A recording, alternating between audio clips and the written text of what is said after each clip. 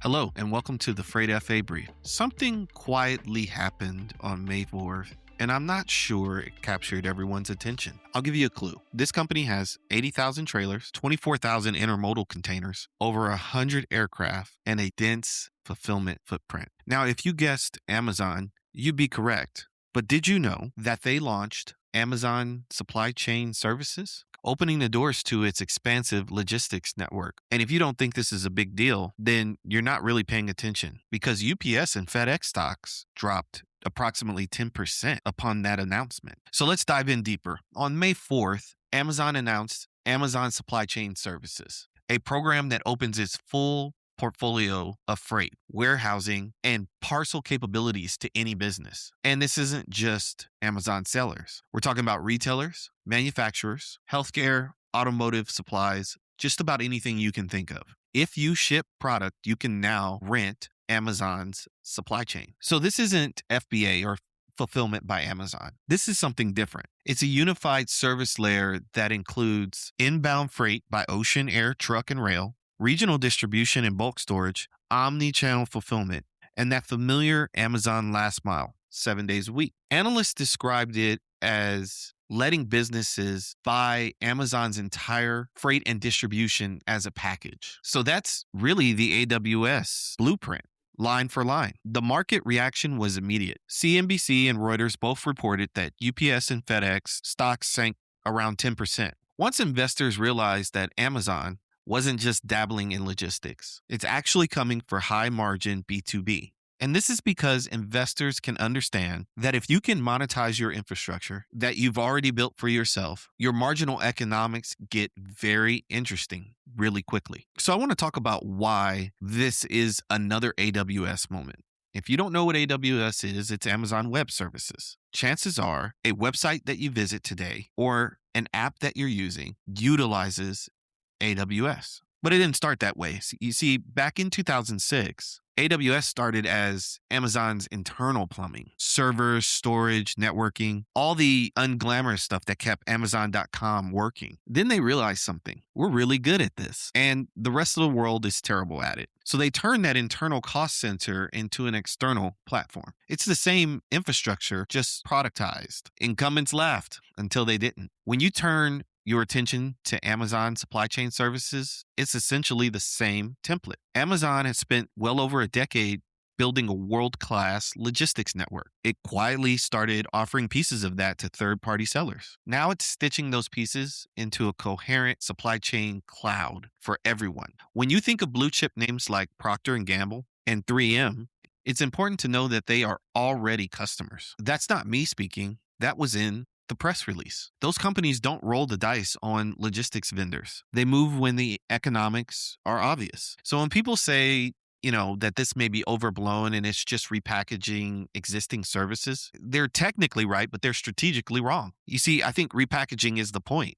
AWS didn't invent servers. It abstracted the pain away. And Amazon Supply Chain Services isn't inventing new trucks and warehouses. It's abstracting the pain of running a fragmented, multi-carrier, multi-3PL network. And when you abstract pain in logistics, you also abstract away someone else's margin. So let's take a quick break to talk about Freight FA and Freight GPT. Because if we're going to talk about Amazon resetting the logistics game, we should talk about how you actually play it intelligently. So listen, this episode is brought to you by Freight FA and Freight GPT, our AI freight advisor. So here's the reality. When Amazon publishes a door-to-door rate, that becomes an anchor in every negotiation. And shippers are going to benchmark you against it.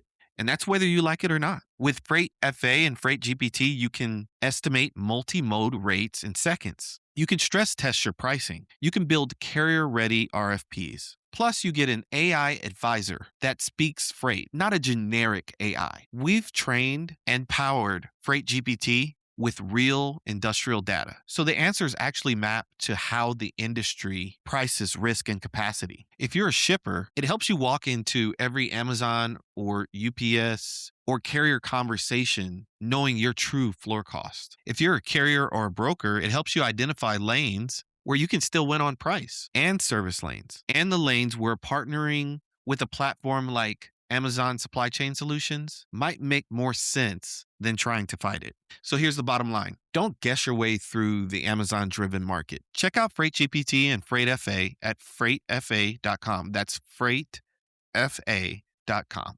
All right, let's transition back to Amazon supply chain solutions. And I want to be blunt here. Not everyone is equally exposed. Parcel carriers are right in the blast radius. Amazon offers 2 to 5 day shipping with 7-day delivery in exactly the zones that fatten UPS and FedEx's margins. And those are crown jewel B2B and B2C lanes. I think 3PLs and brokers are in a tougher spot than most would want to admit. Because you see, most of the value proposition they offer is we coordinate multiple modes and carriers and give you a dashboard. But Amazon just walked into the living room with global scale and a brand that CFOs actually know and trust. And that doesn't kill good 3PLs, but it does mean that relationship plus Microsoft Excel is dead as a strategy. Air cargo and intermodal sit in a different kind of risk category. Amazon isn't trying to take over airlines and class 1 balance sheets. It's simply trying to become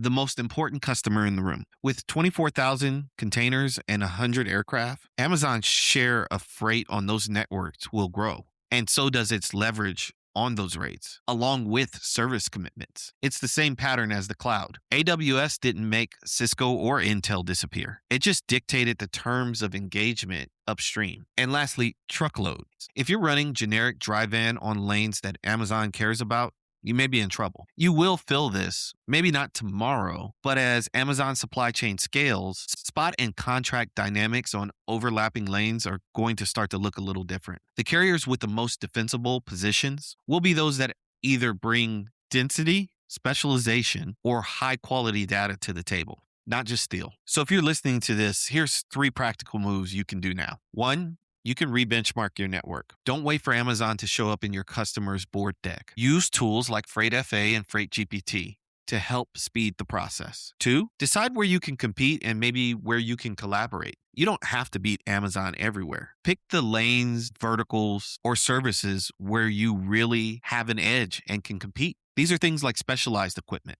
regulatory depth, and tight service windows. 3, treat data as infrastructure, not as a quarterly project. Amazon wins because they see their own network in terrifying detail. They're looking at cost, performance, failure points. So what this means is if you're bidding and pricing based on gut feel, you're playing a different sport. There's definitely levels to this. In closing, the launch of Amazon Supply Chain Services doesn't mean game over, but it does mean that the rules have been updated. Executives who lean into freight intelligence, honest cost benchmarking, and deliberate partnerships are going to make real money in this environment. So listen, that's it for today. If you've enjoyed this episode, make sure to share it with a colleague. You can follow us online at LinkedIn at The Freight Flow Advisor. And listen, we've attached a curated article for this podcast. So head over to substack.com and search the Freight FA Brief. And while you're there, make sure you subscribe. Lastly, you can listen to this podcast on YouTube, Apple, and Spotify. Oh yeah, and one last thing. We're now on Facebook, so make sure you follow us there at the Freight Flow Advisor. Until next time, this has been your Freight Flow Advisor Brief.